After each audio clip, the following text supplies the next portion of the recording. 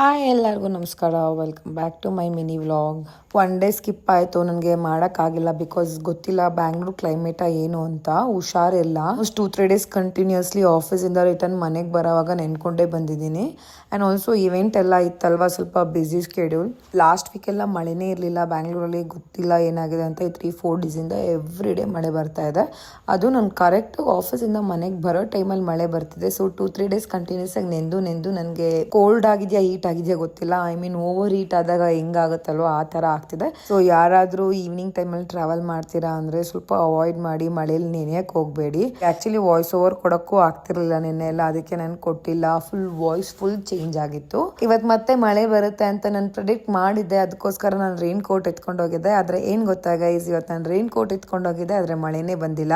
So ಯಾವಾಗಲೂ ಹಿಂಗೆ ಆಗುತ್ತೆ, ಅದಕ್ಕೋಸ್ಕರ ನಾನು ಕಂಟಿನ್ಯೂಸ್ ಆಗಿ ಇಟ್ಕೊಂಡಿರಲ್ಲ. ನನ್ಗೆ ಹುಷಾರಿಲ್ಲ ಅಂತ ನಮ್ಮ ಮಮ್ಮಿ ಮತ್ತೆ ನಮ್ಮ ಚಿಕ್ಕ ಮಮ್ಮಿ ಬಂದಿದ್ರು. ಆ್ಯಂಡ್ ಆಲ್ಸೋ ನಮ್ಮ ಮಮ್ಮಿ ಡ್ಯಾನ್ಸ್ ಕ್ಲಾಸ್ಗೆ ಹೋಗ್ತಿದಾರಂತೆ. ಪಾಪ ಅದು ಯಾರು ಹೇಳ್ಕೊಡ್ತಿದ್ದಾರೆ ಏನೋ ಗೊತ್ತಿಲ್ಲ, ಅವ್ರ ಗತಿ ಗೋವಿಂದ. ಬಿಕಾಸ್ ಮಮ್ಮಿಗೆ ಡ್ಯಾನ್ಸ್ ಟಚ್ಚೇ ಇಲ್ಲ. ನಾನು ಮಾತ್ರ ಯಾಕೆ ನೋಡಲಿ ಅಂತ ನಿಮಗೂ ಕೂಡ ತೋರಿಸಿದೆ. ಅಷ್ಟೇ ಗೈಸ್, ಇದಾಗಿತ್ತು ನನ್ನ ಇವತ್ತಿನ ವ್ಲಾಗ್ ಅಂತ ಹೇಳ್ತಾ ಮತ್ತೆ ಸಿಗುವ ನಾಳೆ. Bye bye. ಯಾರು ಮಳೆಯಲ್ಲಿ ನೆನೆಯಕ್ಕೆ ಹೋಗಬೇಡಿ. Take care of yourself. See you again.